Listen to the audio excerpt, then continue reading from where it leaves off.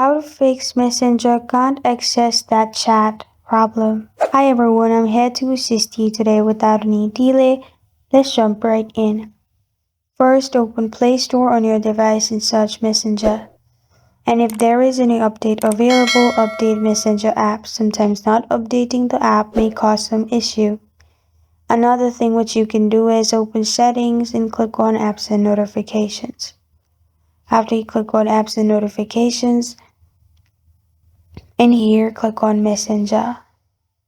After you click on Messenger, click on Storage and Cache. After you click on Storage and Cache, click on Clear Cache and Clear Storage. After you do that, you can simply open Messenger and try using it. This is how to fix Messenger can't access that chat problem. Thank you for joining me today. If this video helps you out, please leave a like and subscribe for more. Got a question or want to suggest the topic? Comment below.